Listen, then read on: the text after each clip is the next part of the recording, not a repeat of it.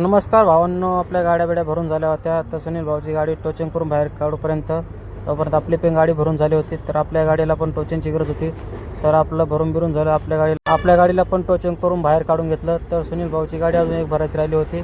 तोपर्यंत म्हणलं आपल्या गाडी बाहेर काढून घेतली. बाहेर काढून झाल्यानंतर आपण गाड्या बिड्या जोडून घेतल्या. तर दोन्ही भावाच्या गाड्या जोडून झाल्या होत्या. तर मग निघूया म्हणलं आपलं आता कारखान्याच्या दिशेने जातात. आपण टोळीला आहे टाटा बेटा केला. तर मग निघलो आपण आपल्या दिशेने. तर मग आपल्याला झालं ते तलब झाली म्हणल्यावर काहीतरी घ्यावाच म्हटलं. तर फायनली मग आम्ही थांबून इमल घेतली. इमल घेतल्यानंतर तिथून इमल आपली खाल्ल्या पिल्ल्याच्या नंतर आपण निघलो परत कारखान्याच्या दिशेने. तर सुनील भाऊ म्हटला, नाही माझं ट्रॅक्टर तू घे, तुझं ट्रॅक्टर मला चालवायचं. तर मग त्याला माझ्या ट्रॅक्टरवर बसवलं आणि त्याचं ट्रॅक्टर मी घेतलं. तर भावाला म्हटलं, आपण आपल्या ट्रॅक्टरला नटीपेक्षा जास्त जपतो, तर ट्रॅक्टर एकदम सरळ चालायचं. तर भाऊ म्हणला, चालते, काय अडचण नाही. तर भावाला ट्रॅक्टर चालायला दिलं, आपण घेतला. तर म्हणलं आता आपल्या ट्रॅक्टरची थोडी मागून शूटिंग घ्यावा. तर भावांनी एकदा नक्की सांगा आपला ट्रॅक्टर मागून कसा दिसते, कारण नाद तसं आहे आपला.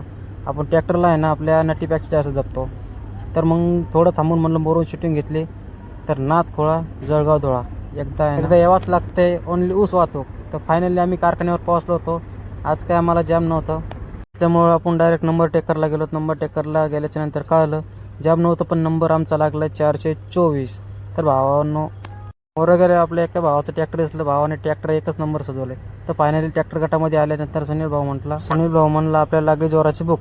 तर त्याला म्हणलं काय अडचण नाही, आपण आधी जेवण बिवण करू, मग बघू बाकीचं नियोजन. तर आम्ही बसलो जेवायला. जास्ती भावांनो ड्रायव्हरची लाईफ कधी जेवण भेटत नाही सांगतात नाही. तर फायनली आम्ही जेवण बिवण केलं. तर भेटूया आता नेक्स्ट ब्लॉगमध्ये. तोपर्यंत बाय बाय. असाच सपोर्ट राहून द्या. आपण असेच ब्लॉग बनवत राहणार. तोपर्यंत बाय बाय. आता एवढा व्हिडिओ बघून जा. भावांनो ट्रॅक्टर चालवताना नेहमी सावकाश चालवा, कारण जीव पुन्हा नाही. आपले आई